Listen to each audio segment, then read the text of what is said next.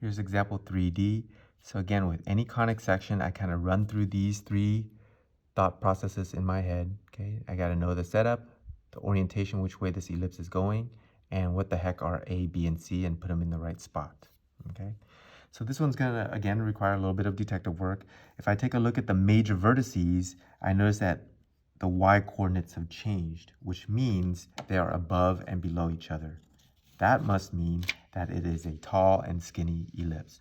So I can start setting up my formula like so, okay?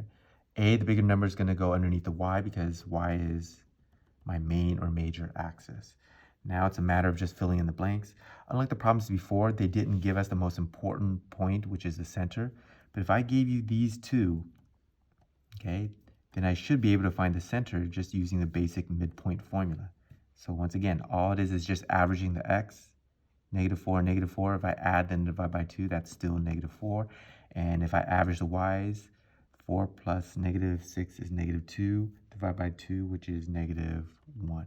So I have my center, which means I'm halfway done with my formula.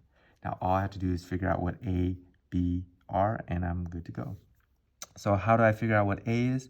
Let's take a look at how far my center is away from any one of these. Really, let's take a look at what changed. Okay, so how far is -1 away from 4? That's 5 spaces. I can double check how far is -1 away from -6. It better be the same amount, 5 spaces. So 5 goes underneath my y fraction just because it is a vertical setup. Okay, and then the last thing I need is B. Unfortunately, they don't tell me anything about the minor vertices or the minor axis, but they do tell me that the focus is -4 too. So let's take a look at this piece of information. So -1 is 3 spaces away from 2. So what does that reveal? That reveals to me C is 3. Now that's great, but I didn't want C, I wanted B. Okay, so the next thing I have to do is figure out what the heck B is based on A and C. So really the question is, what's the relationship between A, B, and C? It's the anti-Pythagorean theorem, which means A squared minus B squared equals C squared. So A is 25 minus B squared equals C, which is 9.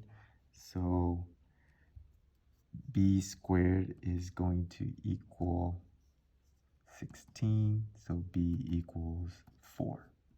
And that's it. If I have the relationship between A, B, and C, even though they didn't give me B like I wanted, I could get it.